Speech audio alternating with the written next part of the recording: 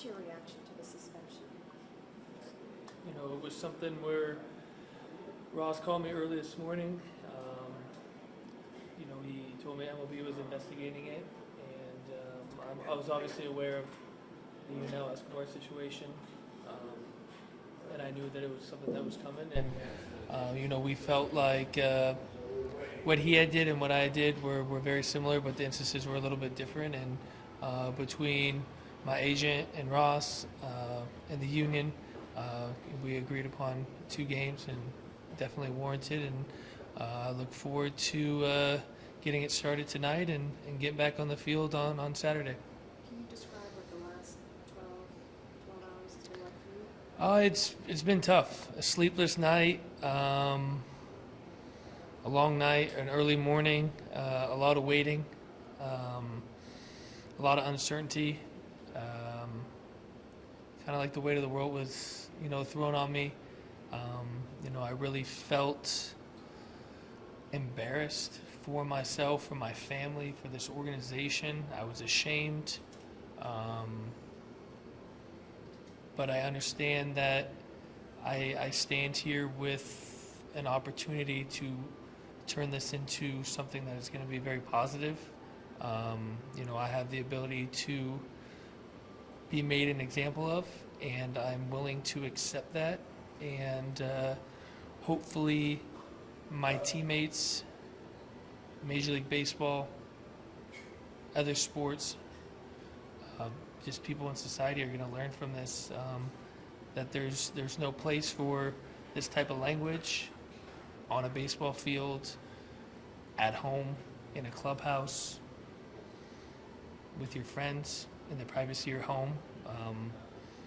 There's words out there that are very offensive to a lot of people, regardless of how you use them or when you say them. There's a lot of different words that could have been said in the heat of the moment, but that was the word that came out, and I regret saying it wholeheartedly. But like I said, I'm going to be used as an example of how words can really offend a lot of people, and I look forward to making it right. Kevin, at what point were you aware of the gravity of the situation once things started to calm down a little bit?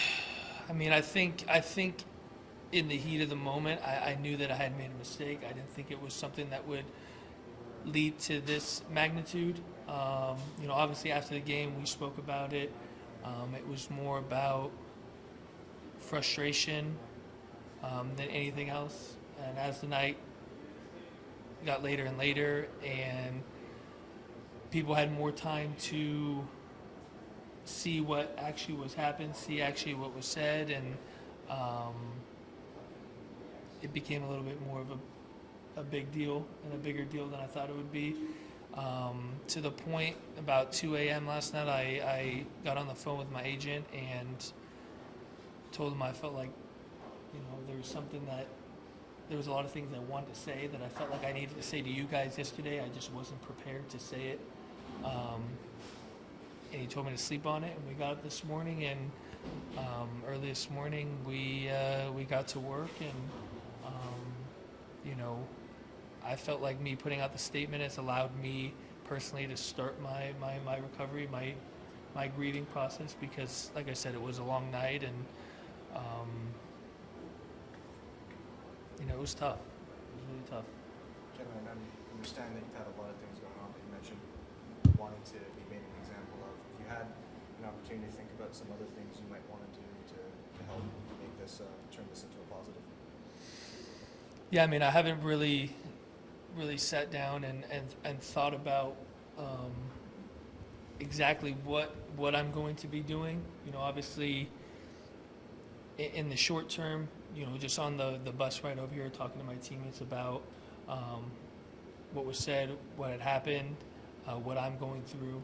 You know, like I said,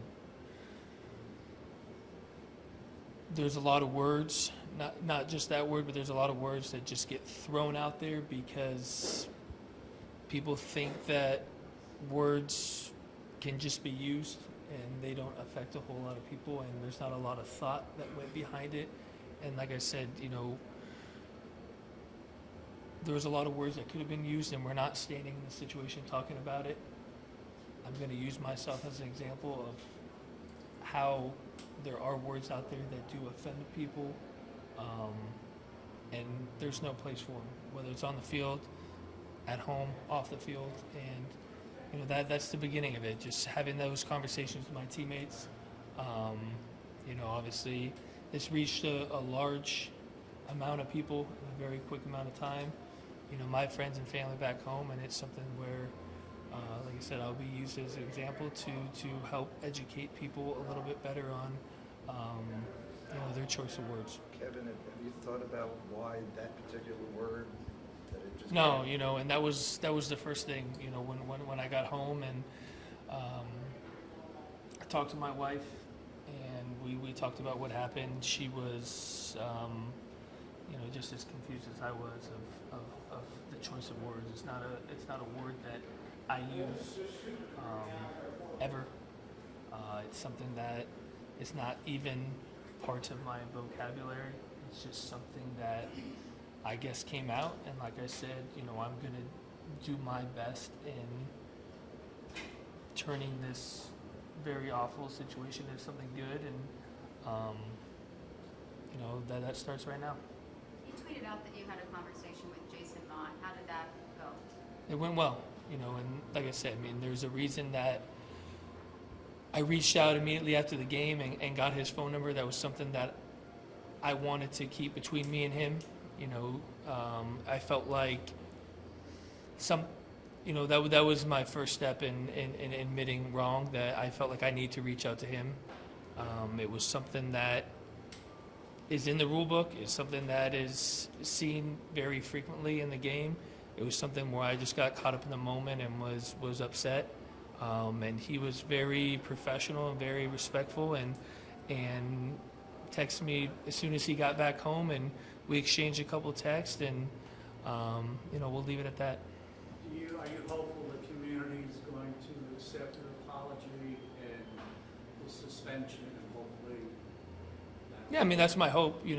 I think I've done a good job, not just since I've been here, but in my 28 years of life, and how my parents raised me to be a good person, be respectful, be kind, do things according to the way they're supposed to be done. And I hope that people see this as just an error in judgment, as a mistake. Hopefully this 1 or 2 seconds of bad judgment doesn't define me. And like I said, I hope people understand that this really, really does affect me deeply, and has really, I've been very hurt by this over the last 12, 14 hours, however long it's been. It's been hard for me to get through this, but me offering my initial statement was kind of my initial step in grieving for myself, and trying to move on from this, and hopefully people of Toronto and baseball and people across the world will see it the same way. Kevin, from a baseball perspective, things have obviously been going very well for you this season. So, given the light of what's happened, how difficult are the next couple of days going to be for you, do you think? Yeah, it's hard to think about baseball right now because of everything that happened. Obviously, I pride myself on someone that likes to go out there and play every day. It's a guy that's this team and this organization can rely on going out there playing every day, and it hurts me to not be able to go out there and compete with my teammates and help these guys get back on track. It's been a really good start, and hopefully this is just a blip on the radar for me, and we can move past it, and I can get back to enjoying what I love doing, and that's playing baseball and being around these guys and getting wins. Kevin Ross said or suggested that your salary over the next 2 games might be donated somewhere. Is that something you support? Is there any? Do you have any say in that? Yeah, I've had a lot of say in it. My salary, as well as a undisclosed fine, will be donated to a couple of different organizations. I'm sure those will be announced at the right time. Right now we're just trying to, I guess, sort all this out. But yeah, this is something that between the union and Ross and my agent and myself, and we've discussed, and we have a couple of different places in mind, and we're going to find the best place in which my paycheck and my fine will be donated to. Kevin, you're obviously a close clubhouse. What have the conversations been like with your teammates over the last? To be honest, a lot of them weren't 100% aware of what happened. I think once they got here, they found out. They obviously see myself not being my normal self, and asked me what was going on, and I was able to have those conversations with them, and they've just been really supportive. These are guys that I've been around a long time. They know me. These are guys I spend most of the year with. These guys are like my family, and they're giving me unconditional support and love, and told me that they'll support me through this, and they got my back, and that means a lot to me. You heard from any of your fans? Any support at all?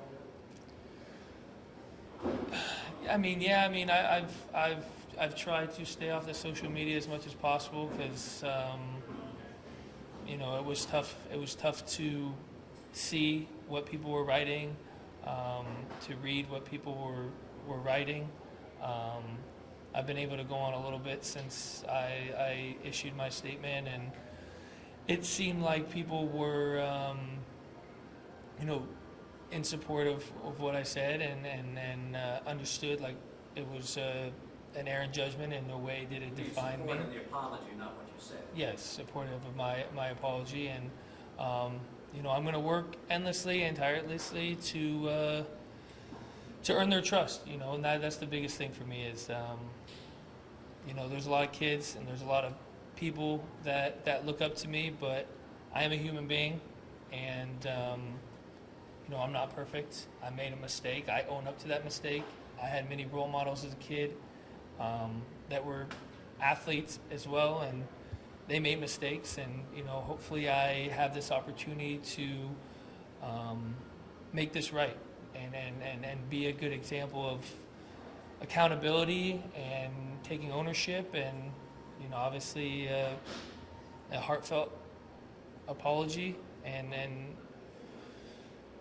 really try to make a difference, and move on, and like I said, earn their trust.